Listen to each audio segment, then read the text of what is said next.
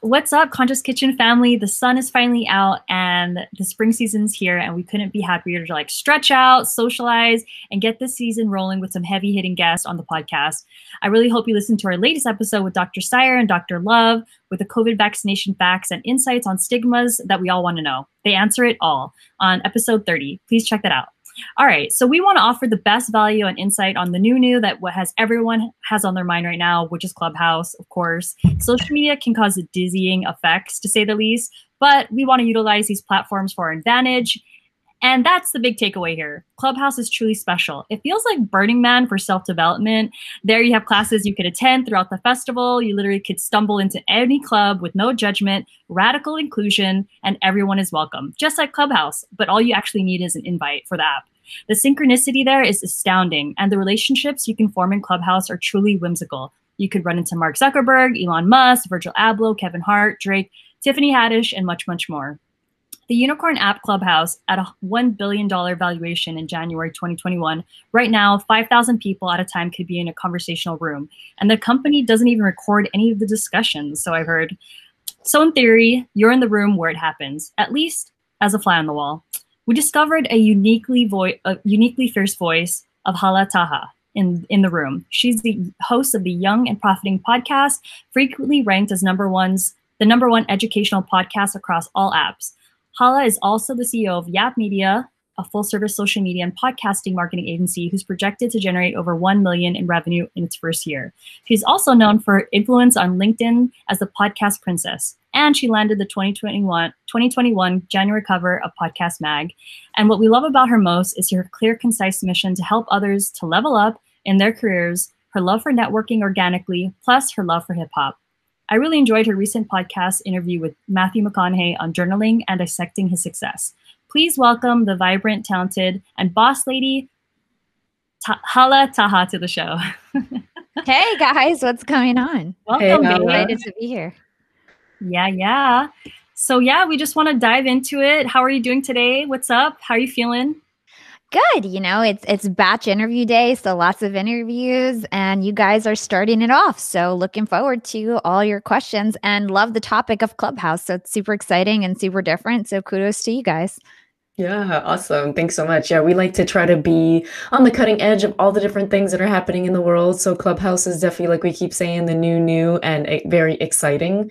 So we really wanted to go to a specialist to hear her thoughts and see what's going to happen with the app and just a little 101 on everything that people can expect when they join Clubhouse. Super cool. Yeah. Looking forward to getting into all of it. Yeah. So tell us about yourself and just how you got into what you're doing and how you've been playing around with Clubhouse.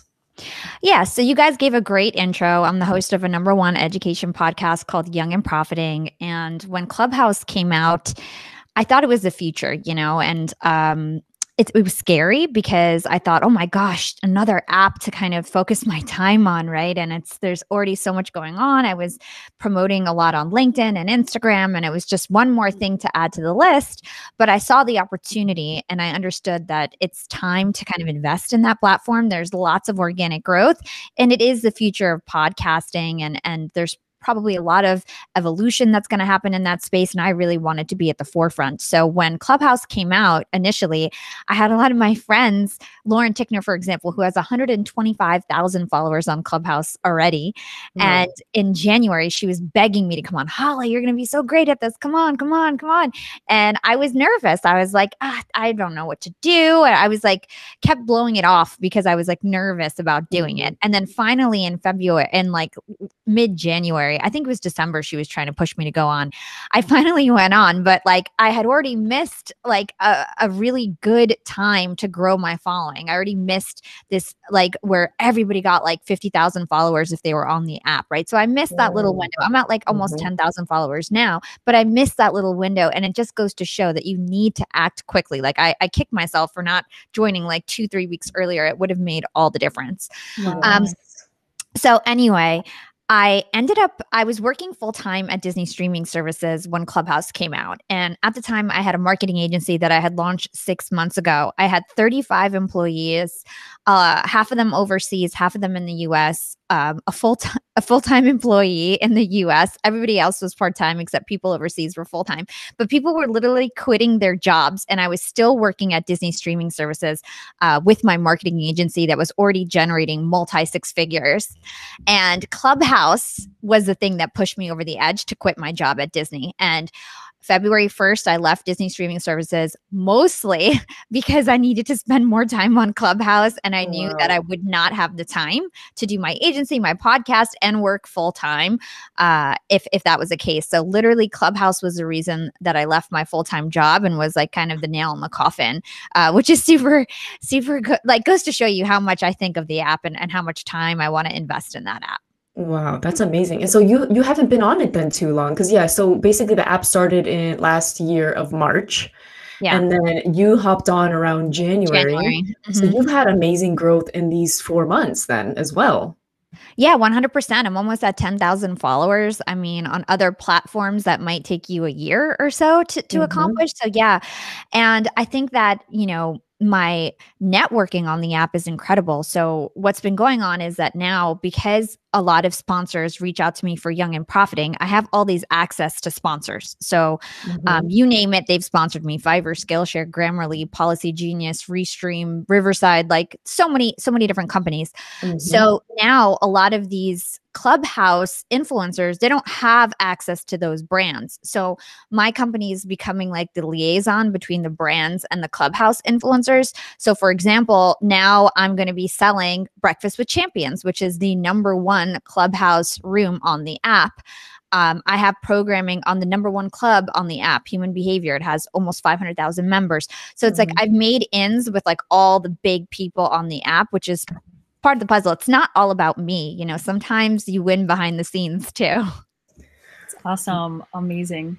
And so, yeah, so you curated the space. So you're the liaison for them. And like, and obviously, did this come from the agency? Like just like kind of like leveraging your contacts? Yeah, I mean, I just met people on the app. So all these people, for example, Glenn Lundy, he hosts Breakfast with Champions, which I just mentioned. It is the biggest room on Clubhouse. It's a daily room that he does for 6 hours, and almost 20,000 people go in and out. And so they invited me to be a co-host on Lunch with Champions. And then one thing led to another. And I met Glenn, who's the host of Breakfast with Champions, and told him what I was doing. And I'm already monetizing my rooms. I'm already getting sponsors for my rooms. I had Koji and Riverside sponsor 2 of my events. It's just happening now. So like last week was my first sponsored event. Wow. And so all of these huge Clubhouse influencers, most of them have not been monetizing their rooms, and they didn't even realize that there was money on the table that they were missing out on. So I kind of just help educate people, and I've got the processes and the team to kind of the power behind actually getting it done. And I just like cut a deal with them and make the connection. That's amazing. Awesome. How does that feel? Like, I'm sure when you get the email from like a sponsor and they're like, let's do it. Like, how does that feel? I mean, it feels so cool. I worked so hard for this. I've been working in this industry for 10 years or so, on and off, but been on the mic for about 10 years and had 4 or 5 different shows before this. So I feel like it's been a long time coming, and it doesn't feel like, oh my gosh, because I feel like I deserved it. You know what I mean? Yeah. I feel like I have the following, I have the audience, I built it up to where it's worth money. And so it feels great to be validated, an overnight success. And because of that, it's exciting, but I don't feel like overwhelmed or anything, because I feel like it's totally deserving. Yeah. I mean, it takes time to grow. You said 10 years, I was doing a streetwear brand for 12 years. And yeah, I mean, I was probably dead broke probably for the first 5 years. And people don't know that really you have to pay your dues. 100%. Yeah, awesome. Super. Yeah, congratulations. Thanks. Yeah, congrats, Hala. So I'm super interested just to know so you did your first monetized room or sponsored room last week. How did it work out? Like what were the steps that you took, and what did you offer the brand? Yeah, that's a great question. Okay, so Koji sponsored my live Young and Profiting event on the Human Behavior Club. So first of all, I had to give human behavior a cut. So human behavior got 35%. I took home the rest, or my company took home the rest. It entailed us promoting them on social media beforehand. I had to update my link in bio to a Koji landing page on Instagram. We promoted them on our stories, like I just mentioned. Then during the event, we had one of their representatives. It was a CEO of that company on the panel, and it was totally relevant. It was about Clubhouse, and he's the ex-CTO of MySpace and also active on Clubhouse. So he had a lot of great insight. And so we call that creative integration. That's what it's called in this world, where basically you invite somebody onto a panel or have an interview and you kind of creatively integrate them into the program. So for me, content is everything. This is the first time I've ever done anything like that. But since it was such a good match where he actually had relevant expertise, I felt comfortable because I was going to put out this episode anyway. And I was like, great, it's just a win-win, right? So had him on the panel. Also, every time I reset the room, every 20 minutes or so, I would shout out the brand. And then lastly, anybody who follows me on Instagram as a result of the event got a message to listen to the replay of the podcast. And I went to the Koji link where my podcast was embedded. So that was extra visibility for them. And then I did a mid-roll commercial when I uploaded it to my podcast and put them in the show notes. So lots of stuff. Also some social media in-feed posts. So lots of promotion on their end. And the key is to do things, like I said, where you DM people and kind of close the loop and target the audience members on Instagram who went to the event. And now apparently, I haven't seen the feature yet. Apparently Clubhouse came out with a DM feature or is coming out with one. So that's going to be interesting because we've been doing a lot of the soliciting in the DMs on Instagram. Yes. Yeah. So turning those business features on for sure. Yeah. Oh my God. So those are so much valuable insights for anyone that is, moving forward with Clubhouse and like trying to monetize it. Super valuable information. Yeah. So your mind is always turning. You never sleep. Yeah. I'm sure. I am like a busybody is what my boyfriend likes to call me. You're such a busybody because I'm just always running from thing to thing. Yeah. Love it. Love Hala. It's like making the rule book for Clubhouse, guys. For real. I keep telling everyone, like, I'm inventing this, but it's working. Well. Great. Yeah. I'm so curious, what kind of metrics did you offer? So you offered your brand sponsor that really got their appetite wet, that was like, all right, yeah, let's do this Clubhouse thing, because I'm sure it took some convincing. I mean, I put together a pitch deck, and I have a big LinkedIn following. I have almost 100,000 followers on LinkedIn. So that's a selling point. My podcast gets over 20,000 downloads each episode. So that was a selling point. And then the rooms themselves, I'm hosting the biggest club on Clubhouse, the Human Behavior Club, over 500,000 members. And I also have a lot of influencer friends. And so when I run these events, a lot of these big moderators will come join in, pop in. And so we don't have to pay an influencer fee because they just want the exposure, and they're doing these rooms for free anyway. So it's also the fact that I have all these connections. And, there's a chance that the room could blow up and have 10,000 people in and out. But, I told them realistically, we'll have 3,000 people in and out guaranteed. And then, if depending on the influencers, it could drastically increase. So it's like, it's always a gamble, but considering there's a mid-roll commercial on the podcast and the CEO on the podcast, it's totally like, even if the live events sucked, it's like they could still get some, momentum conversions just from all the social media and podcast stuff. So it's like I kind of give them like a safety net that, like, even if the live event sucks, it's like really the main reason we're doing this is for the podcast and social media. So badass. Yeah. I mean, so much cool organic growth there. It's like, you can't really, it's just popping. It's popping over there. Cool. So I would love if you could give us some like 5 pieces for advice for a new user, and what would they be? Yes. So 5 pieces of advice for a new Clubhouse member. First of all, when you join in, get involved, raise your hand, don't be shy, find your clique.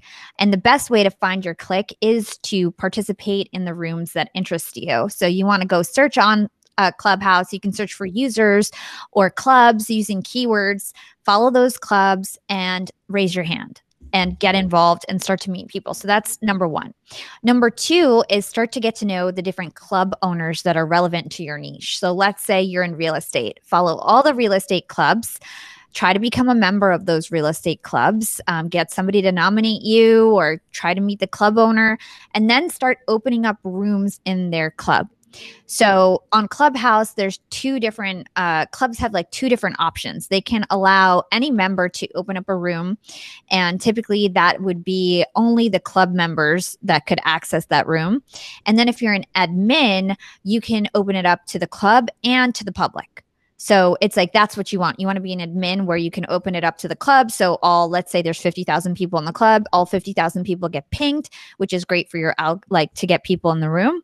And, and it's open to the public and anybody can see it in their hallway. So that's like what you want to try to get to, becoming an admin of a popular club. But to do that, I would say become a member of any club and then open up a room within their club. It's not going to be open to the public because you're not an admin yet, but you may get the visibility of the owner of the club. And if you do some great consistent rooms, they'll ask you to be an admin most likely, or you can kind of make that request like, hey, I've been doing these rooms. It consistently gets 100 people or whatever it is, and I would love to become an admin. Then you have some power because you're an admin of a club and you can start to open up some powerful rooms and expand your network. So that's tip number two, is try to get to know the club owners so that you can start to open up rooms in their clubs and become an admin.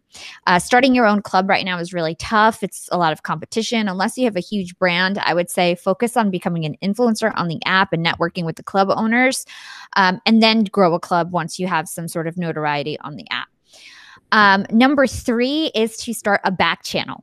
So once you've made all these connections, you're raising your hand in this club, in these rooms, you're made friends with club owners, start a back channel, which is essentially a chat on another platform, because Clubhouse doesn't have any chat features, at least that I'm aware of. I think they're rolling out new things every day, but as of today, I do not think they have like a group chat feature. So you can start a back channel on Instagram through a group message, or on WhatsApp, or on Telegram. And a lot of the popular moderators, like I'm in maybe like 7 or 8 back channels for Clubhouse. And it's like every time somebody it's like each one is a different group. One is like a podcaster group. One is a Clubhouse, like just Clubhouse influencers. One is like ladies of Clubhouse. Like there's all these different ones, lady podcasters of Clubhouse. And then every time somebody has a room, you guys like invite each other, ask if anybody wants to co-mod, kind of plan it out in advance. And that's a really great way to make sure that you have attendance in your rooms, because when you open up a room by yourself, the algorithm will like decrease you in the hallway. Like you won't be in the feed up top because you're like just one moderator. So you want to have like 4 or 5 people like join in right away. And so that's why the back channel helps you plan out in advance and helps you like communicate with people during the event. If somebody needs to leave or is going to go, just listening now and you don't want to call on them, so there's dead air, it's like a way to communicate with each other. It's really important to kind of have a really coordinated professional event. So that is another tip. I think that was tip number 4. Was that tip number 3 or 4? 3. Number 4. Oh, that was 3. I think it was 3 actually. I think it was number 3 because I said the first thing I said was raise your hand. Second thing I said was club owners. And then third thing was back channel, right? Yes. Okay. So then number 4 is make sure you have a great bio. So on the app, people are going to click on your photo and you want to make sure that your first 3 lines has everything anybody needs to know about you. So that's number 1. Make sure that all your keywords are kind of floated in the first 3 lines of your bio. It's not like a LinkedIn bio. You don't want to be super wordy. You don't want chunky paragraphs, just line by line, lots of emojis. Emojis are searchable on Clubhouse, so use them.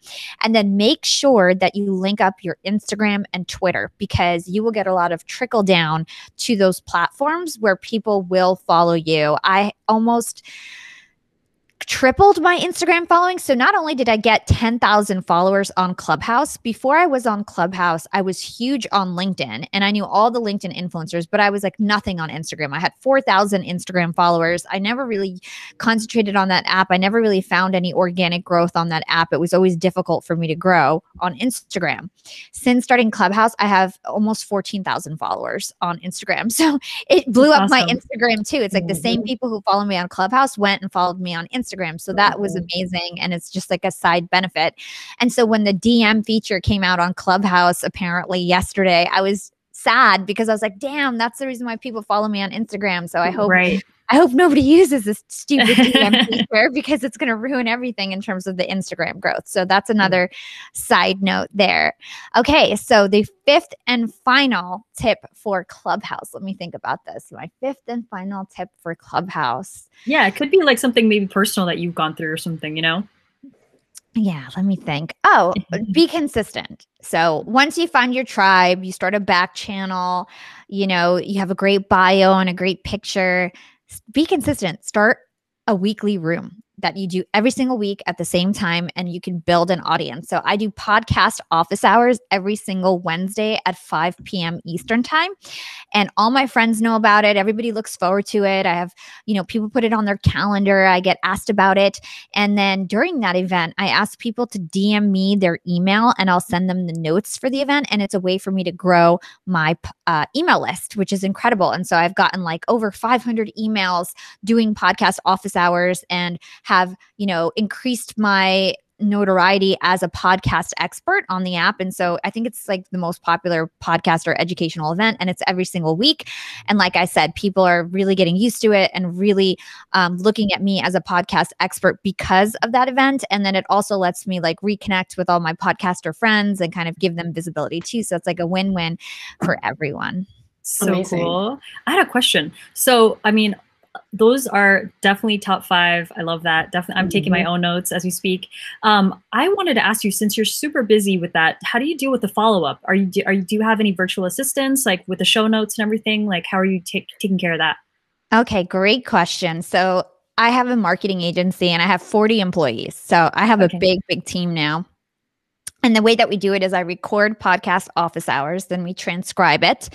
Then one of my team members consolidates the notes, and we have a VA type person who goes into my Instagram and collects all the emails. And then my marketing ops manager sends out the emails. So it's lots of different people who are helping. I couldn't do this on my own, but I would say like if you are on your own, really all you need is a virtual assistant, and they could probably do it all if you don't have too much going on, or maybe like one intern and one VA kind of just helping to support you. Love that. Yeah, that's so important for any business, especially the type of business you have, making sure that you have those systems in place for success. Yeah, 100%. Yeah, super amazing. Thank you.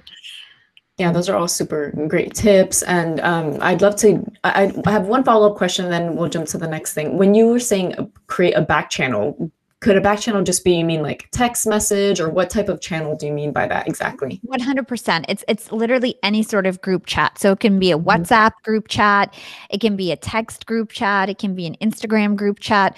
Wherever people are, the easiest way. A lot of people use WhatsApp who are on Clubhouse, and it's usually a WhatsApp back channel. And the thing is, when you're on Clubhouse, you can actually like leave the app and go look on WhatsApp. So even when I'm recording these huge events and I have 300 people in the room, a lot of the time I'm like in WhatsApp, like messaging everyone, we're going to do this, we're going to do that, we're going to do this, we're going to do that, and like kind of just mobilizing everyone. So it's a really smooth event. Yeah, I'm in a few WhatsApp groups, and I'm like, this is awesome. People are just always talking about product launches, like, you know, new events. So it's a great way to just stay connected with those people that are actually interested and involved. 100%. Yeah. Yeah. And so we said that Clubhouse is not recording any conversations that are happening there. But if you do want to record, all you have to do is place record in the title. Is that correct, Hala? Yeah, so there's lots of back and forth, and I'm not a lawyer, so you definitely need to go read the fine print. But what I've been doing is I put the record emoji, like that red circle, and the title. I say it a bunch of times in the room. I don't ask every single person, do you consent to recording, blah, blah, blah, because I say it so often. And most of the people talking in my rooms are moderators who know it's recorded for the podcast if I'm doing a podcast episode. And for podcast office hours, I don't even tell people I'm recording because I'm never going to put up that audio. It's just to transcribe and take notes. And everybody knows that I'm doing that. So I say that in the room, I'm recording to take notes, but it's not going to be played anywhere. And so I mentioned that.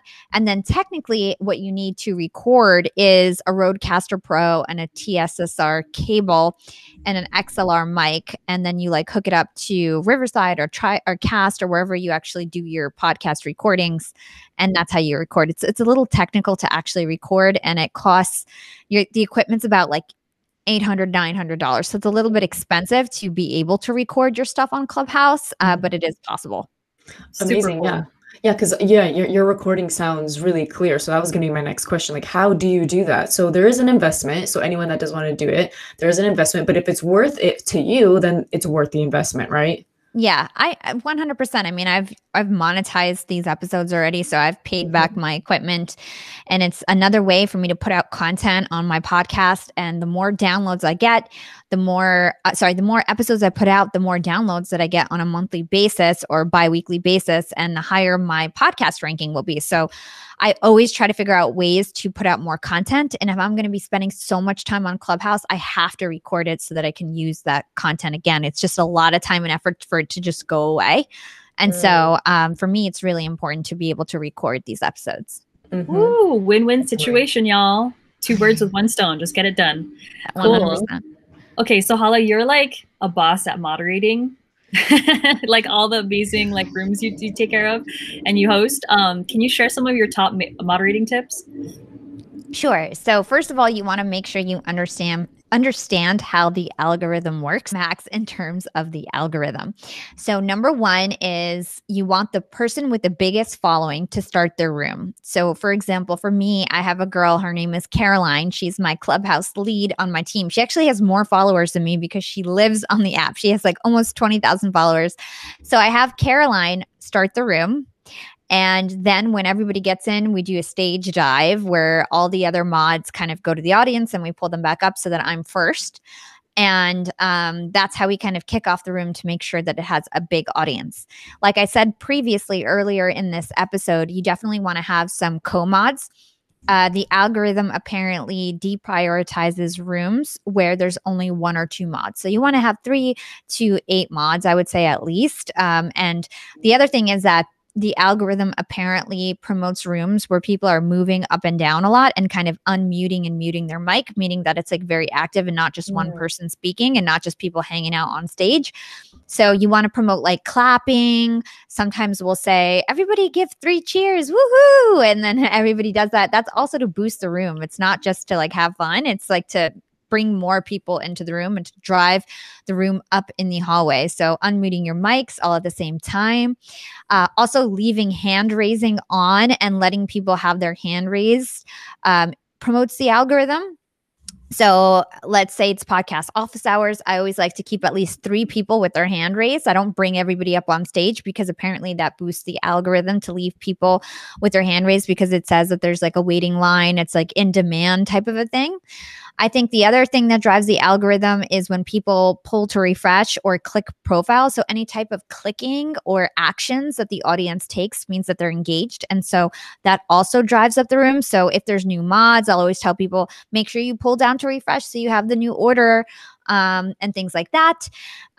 Like I said, hand raising increases the algorithm. So sometimes I'll do polls. Hey, everybody, what do you guys think about this? Raise your hand. We're not going to bring you up on stage, but raise your hand if you agree with this. And then I do a poll that helps the room. So just like doing little things like that to make sure that you drive attendance. And then, of course, recommending that they ping their friends into the room, teaching them how to use the app, telling them about new features that could help drive the algorithm of the room, asking them to, follow all the mods, tap the bell for always, so that whenever I do a room, people get pinged into it. So all of those kind of things are really important. But my number one tip is to be valuable. I just hopped on this app and I never asked anything for return. I have this thing called Koji Tip Jar. I didn't get the payments feature. I think now I have it, but tomorrow will be the first time I'm going to be hosting a room on Clubhouse with that tipping feature, but I didn't have it until this weekend. But I had the Koji tip jar. And in the first 30 minutes that I turned it on, I got $300 in tips. And it was because I've just been like dropping value bombs on the app. And I guess people were like waiting for some sort of ability to tip me. And literally in the first it was like I think it was like the first hour that I turned it on, I got $300 in tips. Wow. And it was just like crazy. The amount of people that were so, appreciative of the advice that I had given them on their podcast, specifically with the podcast office hour stuff. So be valuable, and then people will follow you. Like be an expert at something, and then share your learning for free. Don't ask for anything in return, and you will grow your following on the app. And so you got the tips even before you weren't even in a room. It just was your tip jar just kind of turned on. Yeah, people knew that. I just put it in my bio, and then people were tipping me for my podcast because I don't charge anything for my podcast. It's a really great resource. And I guess there was just some super fans who really, really stay up to, what I'm doing. And yeah, before the event even started, I had people tipping me. And then during the actual event, I had like a live podcast. I mentioned as a joke, I was like, yeah, people already started tipping me and I didn't even host a room. And then I got all these tips at the same time of like people who were listening to the live event. Wow. That's so cool. I'm going to donate that money. I'm not going to, and then I was like, I'm donating it because I don't need anybody's tip money. I'm here to support. Oh, that's great, dude. Yeah. And so tell me about like the tipping. So the tipping just kind of comes in and you link your bank account, because this is a new feature and I haven't seen it yet, but I'd love to just know any insight you have into it.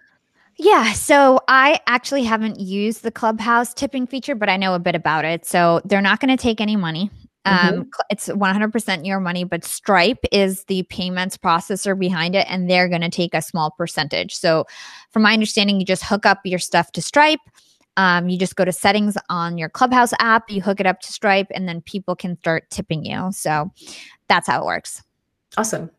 Yeah, nice and clear.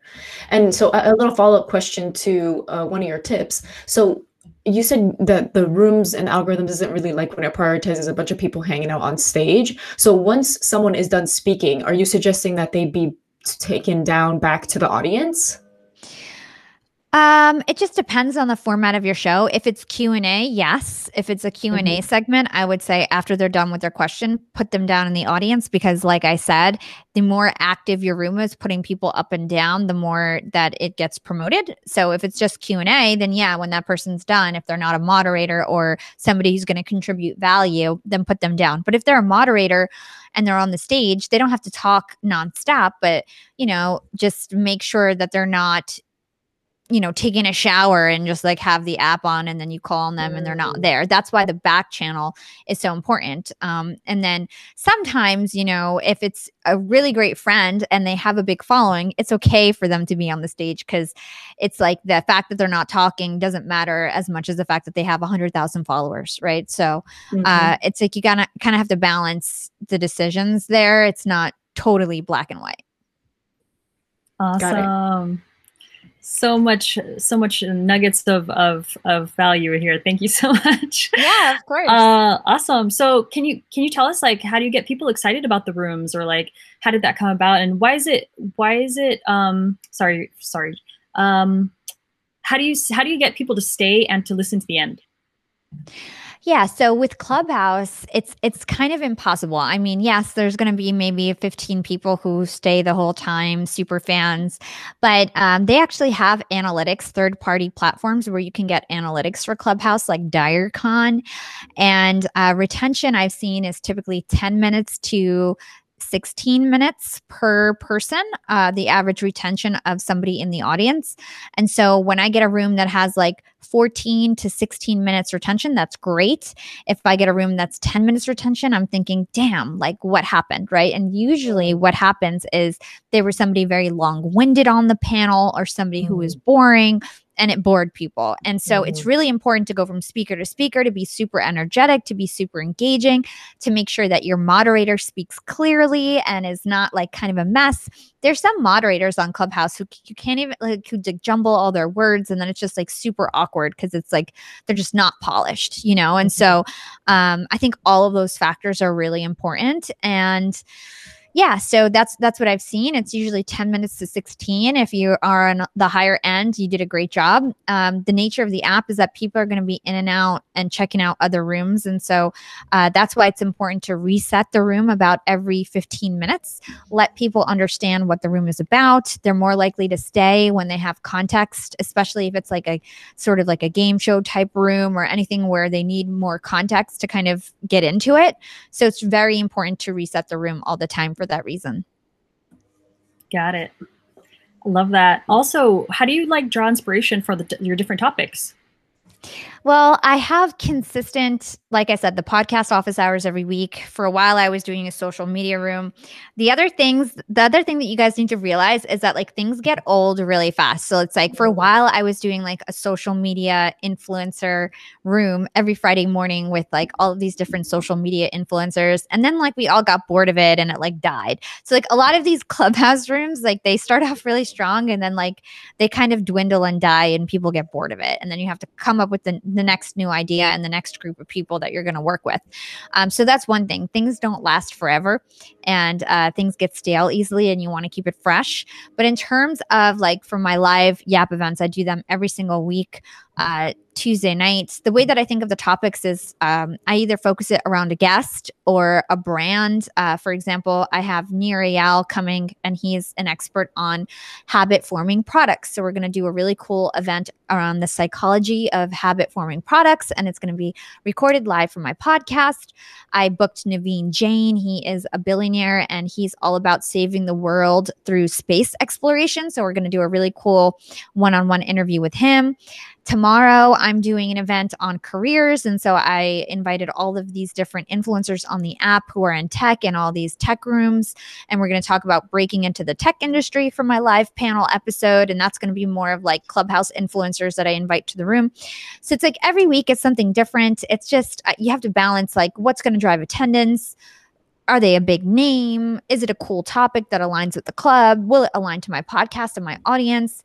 These are all factors that I think about when I try to design these rooms. And like I said, it changes every week. It just things change so fast, and you've got to keep up and keep it fresh. Mm-hmm. That's true. Yeah, you got to be on there all day, like Hala, for sure.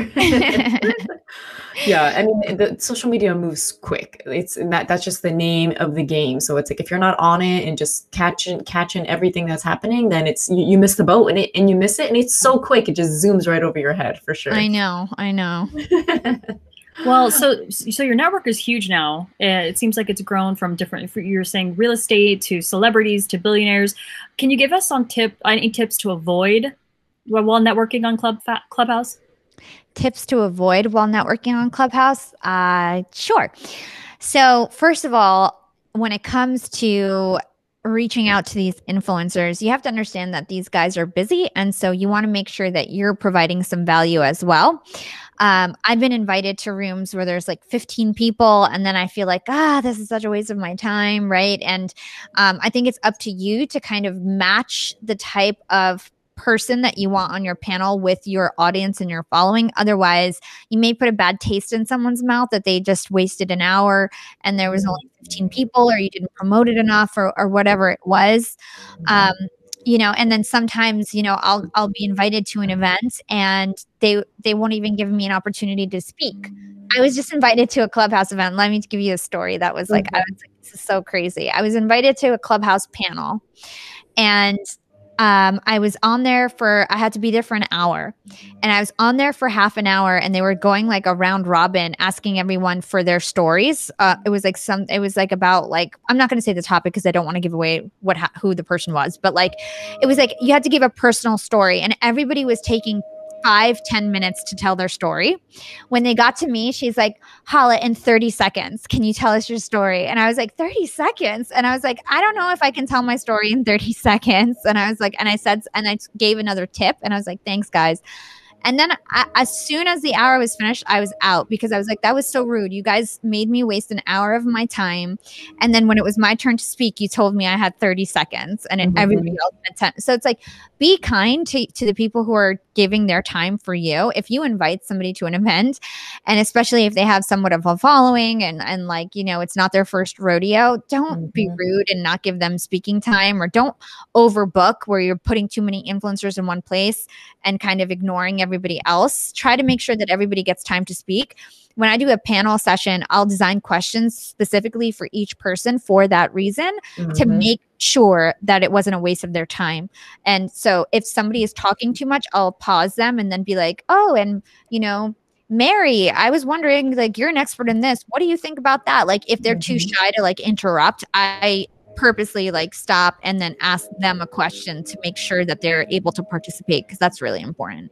Yeah, yeah. And I do find it can be difficult to interrupt someone, right? So how do you, what's the usual thing that you do to just kind of get in there? Because damn, sometimes people are just rambling. You're like, oh, trying to get a word in. When people are rambling, there's a couple different things. My first plan of attack is to unmute my mic. And especially if I'm the moderator, if the moderator unmutes their mic while you're speaking, it means like, shut the fuck up. Like, you know what I mean? Like, speed it up. Let's go. This is a show. So if they still don't get the hint, I'll like flash my mic. If they still don't get the hint, I'll start being like, yeah, like I'll start saying that like to rush them.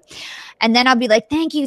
That was wonderful. What a great advice. Like, yes, totally agree. Like, you just kind of like compliment bomb them, like to politely interrupt them. That's what I do. I just give them a lot of compliments. That's so great. Thank you so much. What great insight. All right, we're going to keep this moving. Like, you know, so that's kind of what I do. Yes, that sounded, even right now, that sounded so natural. Hala, you are really the podcast princess for real. I'm like astounded. So you guys better re-listen to this podcast episode and listen from the beginning again. So in case you already listened to it once, re-listen to it again. Hala, I know that in your podcast, you talk about doing a lot of preparation and a lot of research. So on top of like just delivering amazing content that you do, how much time do you spend in preparation? So it's changed over the years. Now I have a research team, so it's a little bit less time, and I'm a full-time entrepreneur, so I can like block out 4 hours or so before my interview and study those 4 hours and kind of be good to go. But what I typically love to do when I have the time is to listen to previous interviews that guest has been on. And when they're big guests, I do this no matter what. I spend 10 to 20 hours on research. So anytime I'm working out or driving or anything where I can multitask, cleaning my room or cleaning the house, I have their interviews on. And that helps build my confidence. Because first of all, I start to realize how they speak. If they're long-winded, if they talk quickly, I can kind of get to understand them. And then mentally, I'm less scared because it's like their voice is familiar.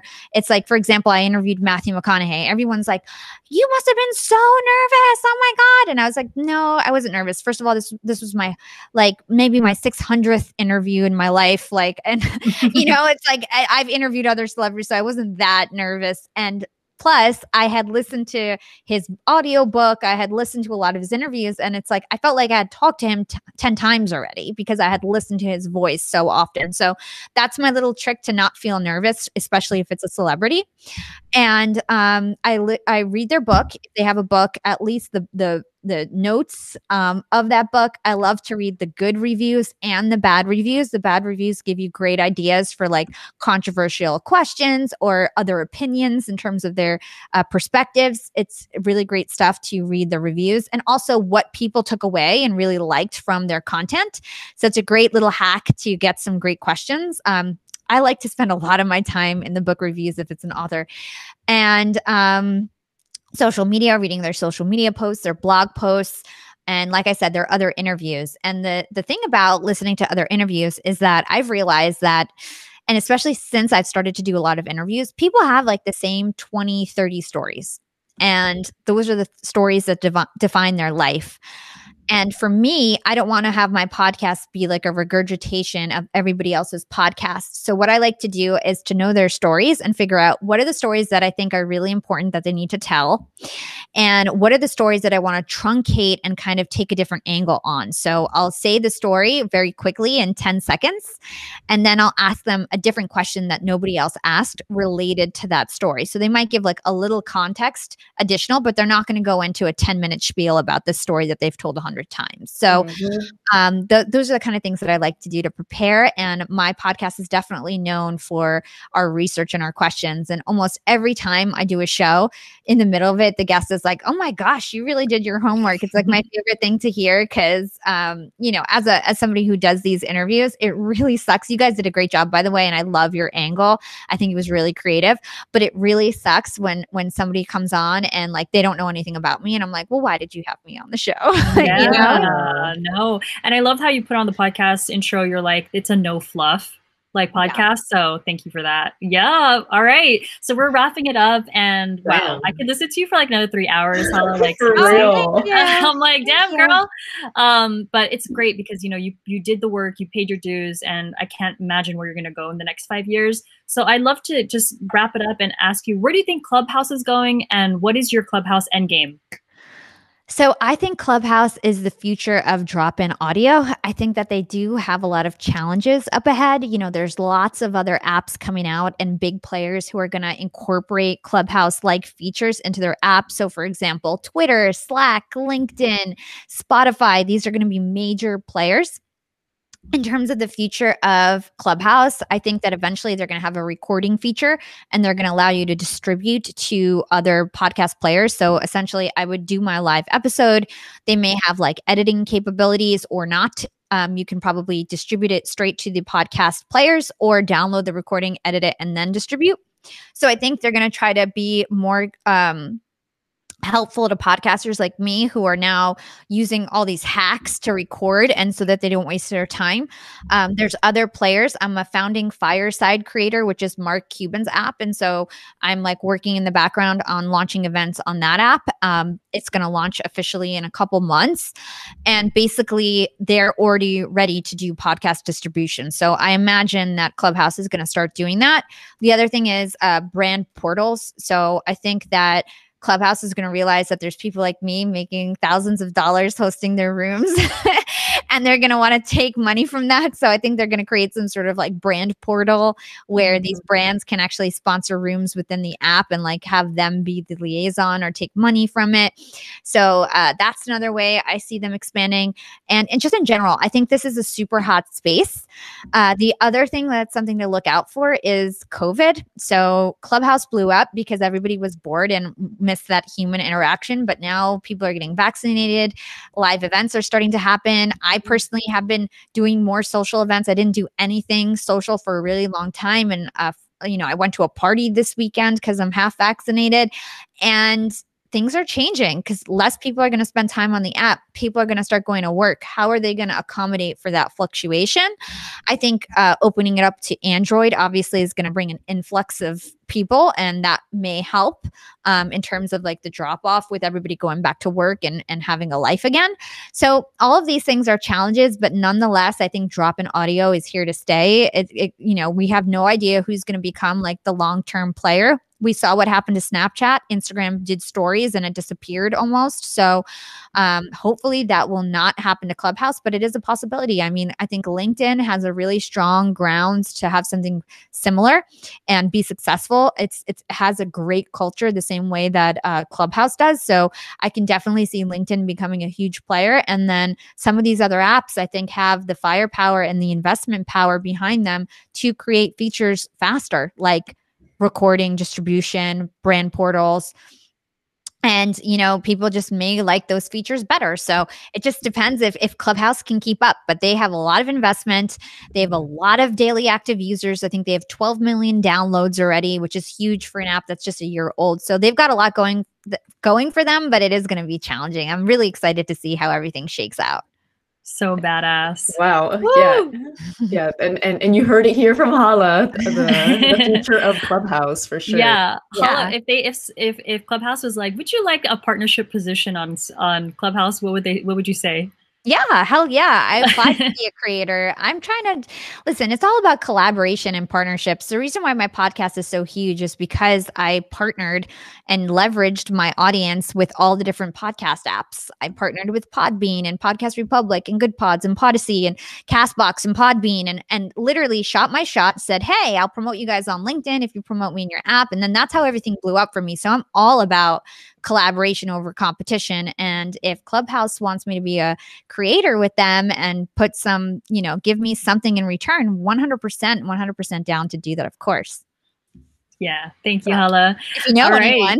Yeah, right. I mean, I found some people that used to work for Instagram that are now working for Clubhouse. So it's very interesting to watch them transgress over. Amazing. But girl, thank you so much for everything. You are such a badass. Be sure you guys check out Young and Profiting on all streaming services, and also check out their website. You guys have some services available, right, for people to buy into products. Yeah, for everybody listening to this podcast, don't worry about YAP Media. My marketing agency is really focused on like top podcasters, celebrities, CEOs. For everybody tuning in right now, unless you fit that bucket, feel free to reach out to me about media services and social media and podcast media buying and all the stuff that I do on that side. But if you guys are tuning in, I really want you to check out Young and Profiting Podcast. That is my baby. I spend so much time on that podcast. I've interviewed people like Matthew McConaughey, Robert Greene, Seth Godin, Mark Manson. Like I said previously, we do 10, 20 hours of research. It is never a waste of your time. You're always going to learn something new. And so I highly recommend you check out Young and Profiting Podcast. And we drop episodes every single Monday and Friday. So it's super consistent. And I think you guys are going to love it if you love this type of content that we talked about today. Beautiful, beautiful. Perfect. Thanks so much, Hala. And you guys be sure to follow her on Clubhouse, Instagram, and the podcast. All right, guys. Thank you so much for listening to the Conscious Kitchen podcast. Can't wait to see you on the next one. And we love y'all. Take care. Bye, guys. Catch you next time.